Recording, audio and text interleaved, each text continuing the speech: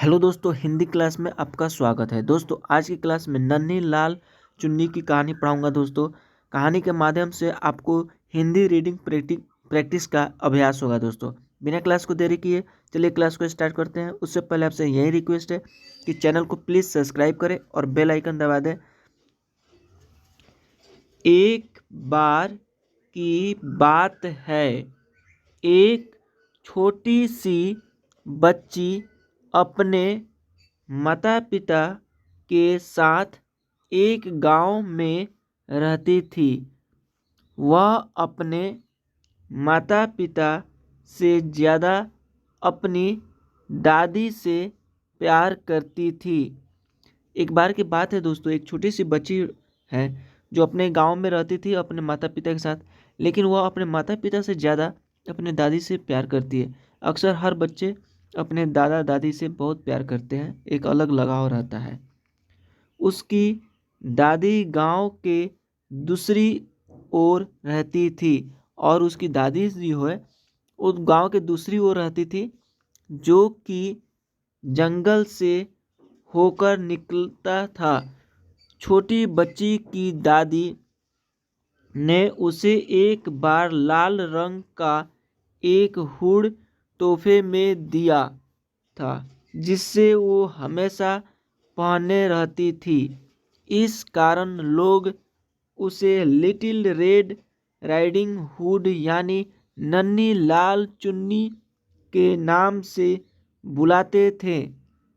Little red riding hood अक्सर अक्सर क्या होता है, अपनी दादी से मिलने जाया करती थी और इस गांव से दूसरे गांव की ओर वो अपने दादी से उस जंगल के रास्ते मिलने जाया करती थी। वह ज़्यादातर समय वहाँ रहती थी और फिर अपने घर चली आती थी। दादी भी लिटिल राइडिंग हुड को बहुत पसंद करती थी। वह ज़्यादातर अपने दादी के साथ समय बिताती थी और शाम को वापस अपने घर आ जाती थी। एक बार लिटिल रेड राइडिंग हुड की दादी की तबीयत अचानक खराब हो गई। इस वजह से वह उससे ज़्यादा क्या होता है कि तबीयत उसकी दादी की खराब हो जाती है, तो इस वजह से वह नहीं मिल पाती थी। उसे इस बात का बहुत दुख था। तभी उसे पता चला कि उसकी मम्मी दादी के लिए भोजन और दवाइयाँ लेकर जा रही है। वह दौड़ी दौड़ी अपनी मम्मी के पास पहुंची और पूछा, माँ, आप ये भोजन और दवाइयाँ किसके लिए लेकर जा रही हो? उसकी मम्मी है सो उसकी दादी के लिए भोजन और दवाइयाँ लेकर जाने वाली थी। तभी वह पूछती है कि मम्मी, ये किसके लिए लेकर जा रही हो? इस पर लिटिल रेड राइडिंग हुड की माँ ने कहा, बेटा, मैं ये भोजन और दवाइयाँ तुम्हारी दादी के लिए लेकर जा रही हूँ। यह सुनकर लिटिल रेड हुड खुश हो गई और माँ से कहने लगी कि क्या मैं ये भोजन और दवाइयाँ दादी के लिए लेकर जाऊं? और यह जिद करने लगी, क्या मैं लेकर जाऊं दादी के लिए? मुझे उस उनसे मिलना है और मुझे उनसे मिलना है। लिटिल रेड राइडिंग हुड की माँ राजी हो गई और उसकी माँ है सो एग्री कर गई कि ठीक है, तुम लेकर जाओ। उसे भोजन और दवाइयों की थैली देकर कहने लगी, ठीक है, तुम जाओ, लेकिन ध्यान रहे कि सही रास्ते से जाना और रास्ते में किसी अजनबी से बात नहीं करना। यह सुनकर लिटिल हुड ने कहा, ठीक है माँ, मैं सीधे दादी माँ के घर ही जाऊंगी। इतना कहकर अब उसकी मम्मी है सो समझाती है कि रास्ते में कोई अजनबी से मत मिलना, बात मत करना, सीधे दादी माँ के घर जाना, उनसे मिलना। यह बोलती है छोटी सी बच्ची कि हाँ ठीक है। छोटी बच्ची ने अपनी दादी का दिया हुआ हुड पहना और माँ को बाय बाय बोलकर जंगल के उस पार के गांव में जाने के लिए निकल पड़ी। वह जंगल के रास्ते आगे बढ़ते चली गई। जंगल में कुछ दूर जाने के बाद ही उसके टुकड़ी से निकलने वाली खुशबू ने एक सो रहे भेड़िए को जगा दिया। और जंगल से जा रही थी, उसके टुकड़ी में कुछ था भोजन, और इससे महसूस हो रहा था, उससे से सुगंध आ रहा था। उससे क्या होता है कि भेड़िया जग जाता है।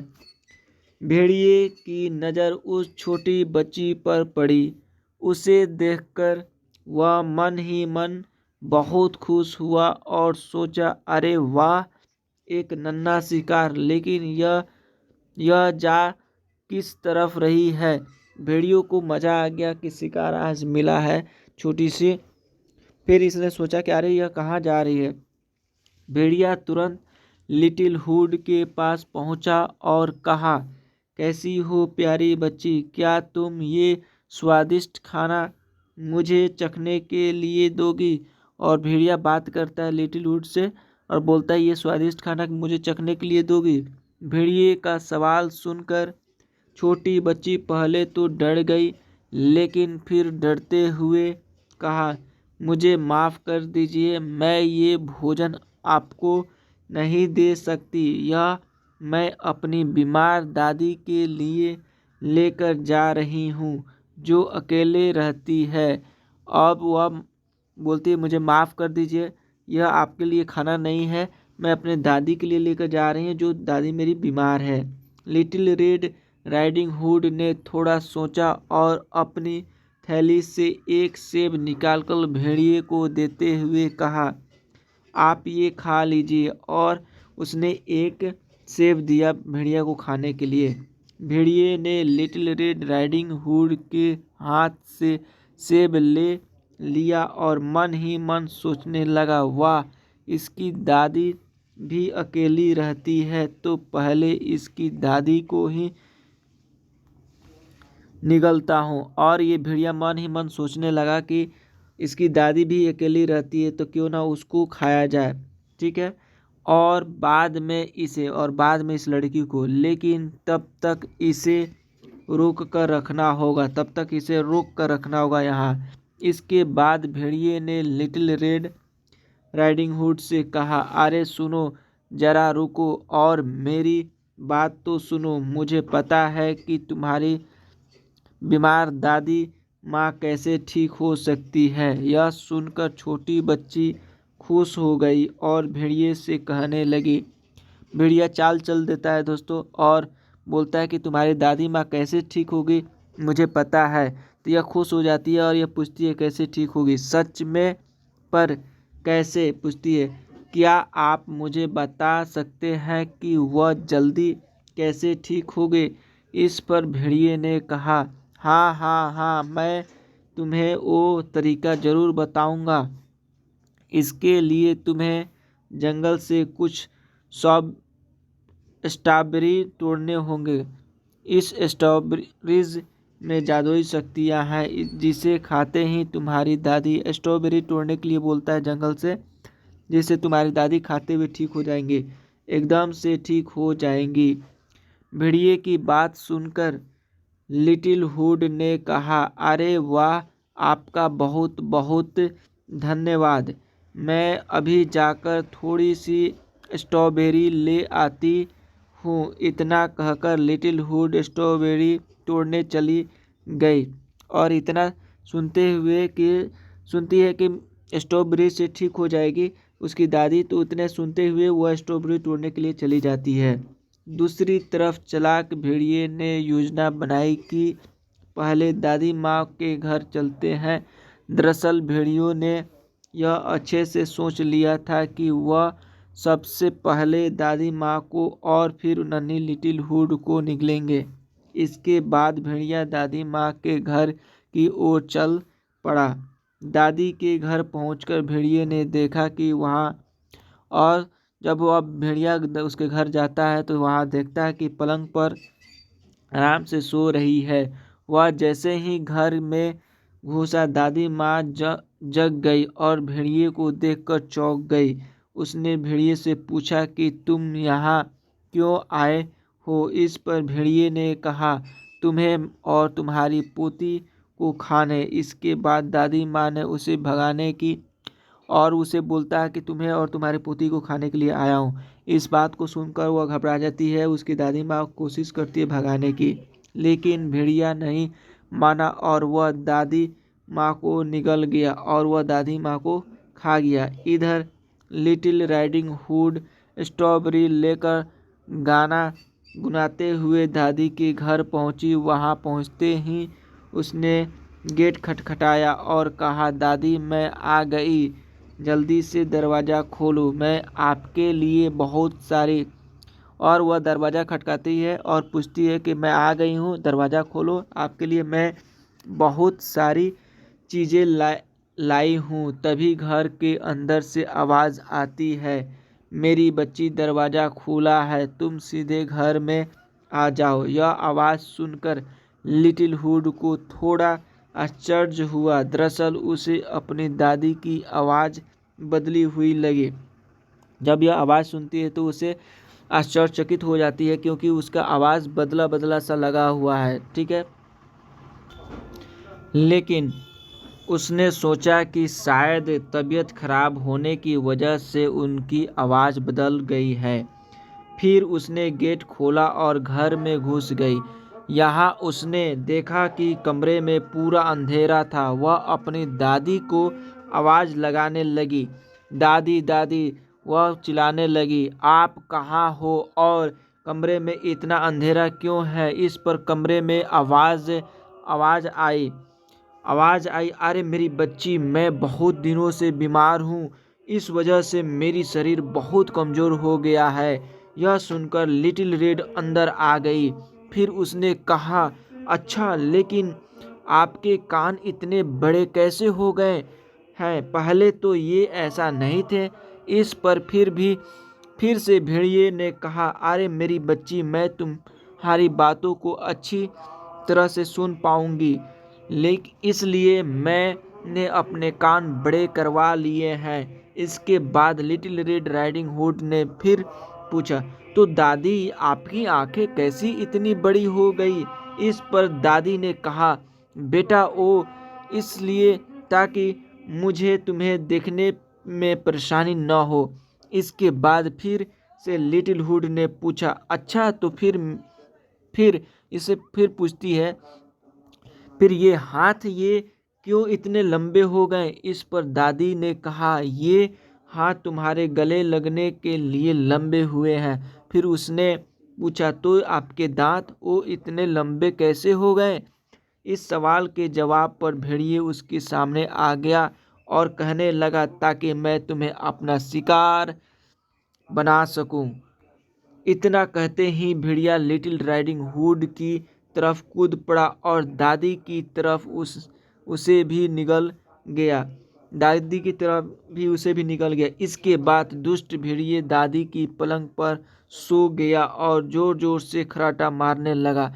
तभी एक लकड़हारा दादी माँ के घर के पास से गुजर रहा था, जहाँ उसे जोर जोर से खर्राटे की आवाज़ सुनाई दी, जिससे सुनकर वह रुक गया। उसने देखा कि खर्राटे की आवाज़ दादी माँ के घर से ही आ रही थी। वह घर के अंदर घुस गया। यहाँ उसने देखा कि दुष्ट भेड़िया दादी माँ के पलंग पर सोया हुआ था। वह समझ गया कि दादी माँ को भेड़िए ने निगल लिया है।